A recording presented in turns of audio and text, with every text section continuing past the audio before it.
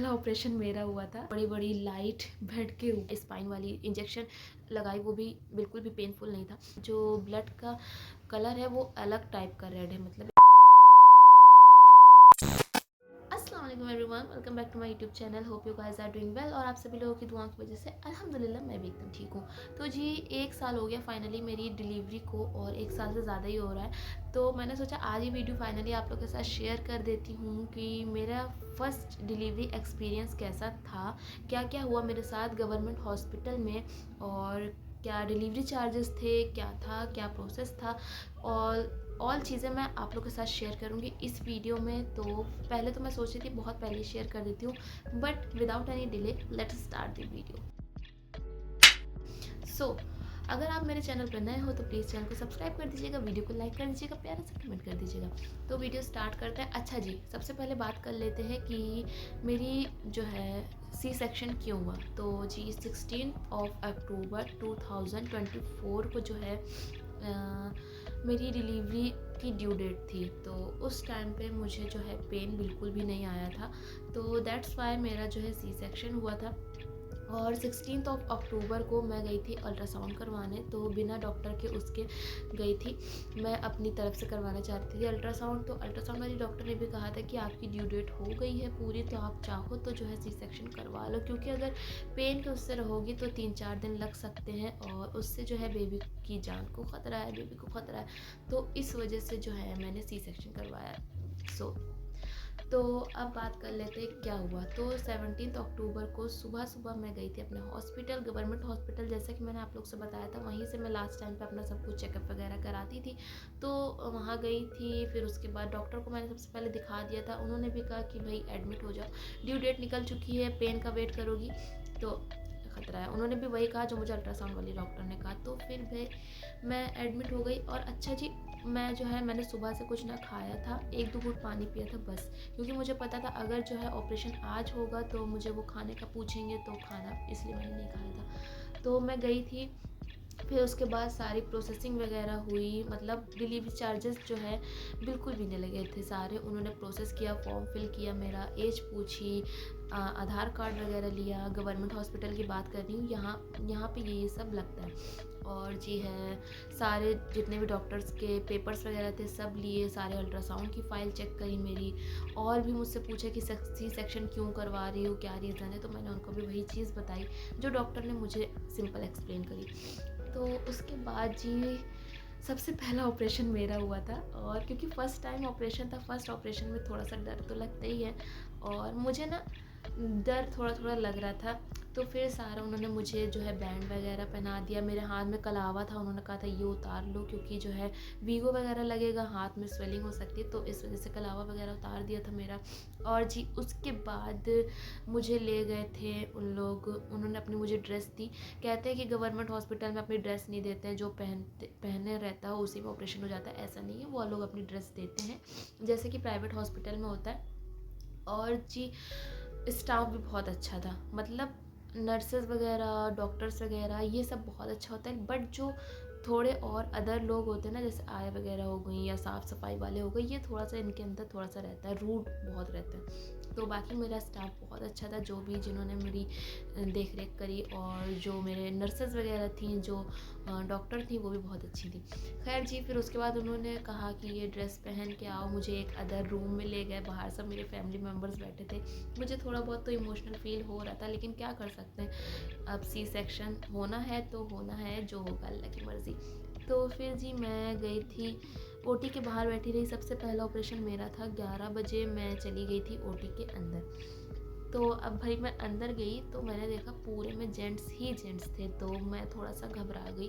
मैंने कहा यहाँ तो एक भी लेडीज़ मुझे नहीं दिख रही है, सब लड़के थे, आदमी थे, मेल डॉक्टर्स थे। तो मैं थोड़ा सा जो है नर्वस हो गई और ज़्यादा, क्योंकि जो है ऑब्वियसली इंसान हो ही जाएगा। फिर जी उसके बाद आई थी एक 2 फीमेल डॉक्टर, सीनियर नहीं थी वो, जूनियर डॉक्टर थी, वो आई थी। उसके बाद मेन डॉक्टर जिन्होंने मेरा ऑपरेशन किया था वो आई थी। फिर जी उन्होंने मुझसे कहा कि लेट जाओ। एक बड़ा सा रूम था, उसके अंदर 2 स्ट्रेचर थी, मतलब 2 ऑपरेशन एक टाइम पे हो सकते थे। बड़ी बड़ी लाइट बेड के ऊपर, और एकदम मतलब मुझे डरावना सा फ़ील आ रहा था, जैसे कोई हॉरर स्टोरी नहीं होती वैसा लग रहा था मुझे। वो लाइट तो फ़िलहाल नहीं जल रही थी। फिर जी उन्होंने कहा मुझसे कि इस पे लेट जाओ। उसके बाद जो है यूरिन पाइप लगाया तो उसमें भी पेन नहीं हुआ। अच्छा, मुझे पेन मेरे ऑपरेशन में अल्हम्दुलिल्लाह अल्लाह का शुक्र है नहीं हुआ बिल्कुल भी। उन्होंने वीगो लगाया, स्पाइन वाली इंजेक्शन लगाई, वो भी बिल्कुल भी पेनफुल नहीं था। फिर उन्होंने सबसे पहले जो यूरिन का पाइप इंसर्ट किया, फिर वो लगाया। उसके बाद जो है सब लोग अपना अपना जिनका जो काम था वो अपना करते जा रहे थे। एक मेरे हाथ दोनों यूँ हो गए थे, एक इस तरफ था एक इस तरफ था। इस राइट हैंड पे मेरे जो है बीपी का मॉनिटरिंग का लगा हुआ था और लेफ़्ट हैंड पे मेरे वीगो वगैरह उन्होंने लगा दी थी। और एक आदमी आ रहा था बार बार इंजेक्शन वगैरह उसके अंदर डाल करके ग्लूकोज में मिक्स करके वो मेरे चढ़ता जा रहा था। यूरिन पाइप भी लगा था और इधर बीपी मॉनिटरिंग हो रहा था। फिर जी ये सब हो रहा था तो इधर एक सीनियर मेल डॉक्टर बैठे हुए थे। डर तो मुझे लग ही रहा था। मैंने उनसे पूछा कि लगेगी तो नहीं, तो उन्होंने हंसते हुए कहा कि अब वो तो वक्त ही बताएगा।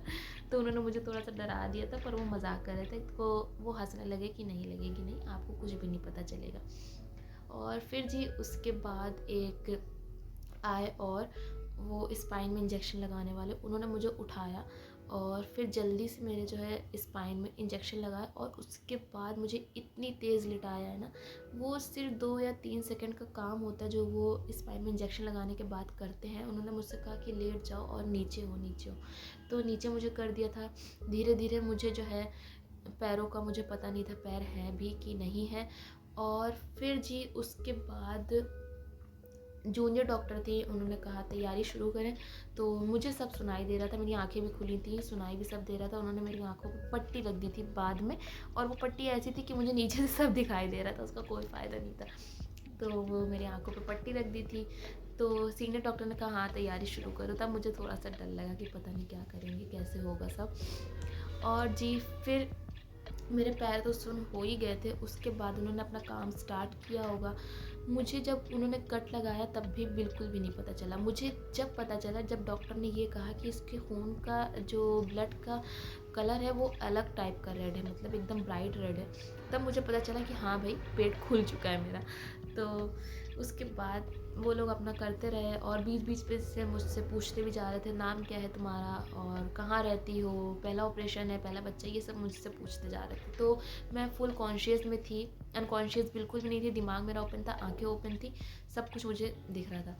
फिर जी इनका ऑपरेशन में सिर्फ हद से हद 15 मिनट आपको लगेंगे। 15 मिनट में उन्होंने सब कुछ टाँके वगैरह सब कुछ कंप्लीट कर दिया था। उसके बाद जी जैसे उन्होंने टाँका लगाया, 5 या 2 मिनट बाद ही जो है फीमेल सीनियर डॉक्टर ने एक आदमी को आवाज़ दी कि पुश करो। मतलब उन लोग जो है ये जो रिब्स होती ना, यहाँ पे एक आदमी पुश करता है, और वो पुश इतनी तेज़ कर रहा था भाई, मेरे वॉमिटिंग जैसा फ़ील होने लगा था। उसने मतलब पूरी ताकत से रिब्स पे पूरी ताकत अपनी लगाई। और फिर जो है मुझे वॉमिटिंग फ़ील होने लगी। और उसके बाद मेरी मरियम जो है बाहर आ गई। मैंने मरियम के रोने की आवाज़ सुनी। फिर जो बेबी के कान से नाक से पानी निकालते ना, वो निकाल रहे थे वो, उसकी भी मुझे आवाज़ सुनाई दी थी। फिर जी उसके बाद मुझे जब वॉमिटिंग फ़ील होने लगी ना, तो मतलब स्टाफ उनका बहुत अच्छा था। फिर एक आया थी, उन्होंने मुझसे पूछा वॉमिट आ रही है? मैंने कहा जी। तो फिर उसके बाद वो लेके आई, मैंने उसमें थोड़ी सी वॉमिट वगैरह करी, फिर वो ले गई अपना मुँह वो साफ़ कर दिया उन्होंने। खैर जी फिर उसके बाद मरियम को लेके गए, साफ़ सुथरा किया। और फिर उसके बाद जो है मेरा थोड़ा सा नींद नशा चढ़ने लगा था, लेकिन तब भी वो मुझे जगह जगह के पूछ रहे थे नाम क्या है तुम्हारा, कहाँ से आई हो, ये सब वो मुझसे पूछते रहे। अच्छा जी फिर यहाँ पे सीनियर डॉक्टर का काम ख़त्म हो जाता है और फिर उन्होंने कहा कि बाहर कह दो नाश्ते का इंतज़ाम करें, बेटी हुई है। अच्छा वो लोग सिर्फ जो है अपना डॉक्टर नहीं लेते हैं, उनका जो स्टाफ होता है नर्सेज़ वगैरह 1600 रुपीज़ कुछ लिए थे, 1600 रुपये लिए थे मेरी फैमिली से। तो वो दे दिए गए उनको, अब वो बाद में जो भी करें उसका। खैर उसके बाद जी मरियम को लेके गए फैमिली वालों के पास, जो भी मतलब नर्सेज़ वगैरह ने या आया वगैरह ने लिया। वैसे नर्सों को कोई ज़रूरत नहीं पड़ती, उनको सैलरी उनकी मंथली इतनी होती है और डॉक्टर्स की भी मंथली सैलरी होती है, तो उनको इतनी ज़रूरत नहीं होती है। बाकी ये जो आया वगैरह होती है ये सब लेती हैं। उसके बाद जी फिर सीनियर डॉक्टर चली गई क्योंकि उनको सेकंड ऑपरेशन भी करना था। मेरे बेड के बगल में दूसरी लड़की लेटी हुई थी, उसका बीपी हाई हो गया था। तो उसका जो है इमरजेंसी में ऑपरेशन करना पड़ा था और उसका मैंने बेबी निकलता हुआ देखा था। तो मैंने अपनी आंखों से सब देखा और पट्टी वो उन्होंने ऐसी रखी थी कि मुझे सब दिखाई दे रहा था, कोई फ़ायदा नहीं था।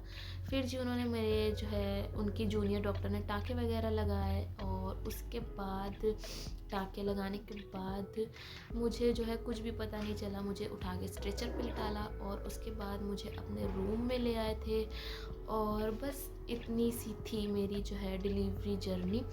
और बिल्कुल भी पेन नहीं हुआ इस प्रोसेस में। बाकी जो है उसके बाद क्या हुआ, कैसे हुआ, ब्रेस्ट फीडिंग जर्नी, ये मैं आप लोग को इंशाल्लाह अगले वीडियो में शेयर करूँगी। और अगर वीडियो अच्छी लगी हो, कुछ इन्फॉर्मेटिव मिला हो तो प्लीज़ चैनल को सब्सक्राइब कर दीजिएगा, वीडियो को लाइक कर दीजिएगा।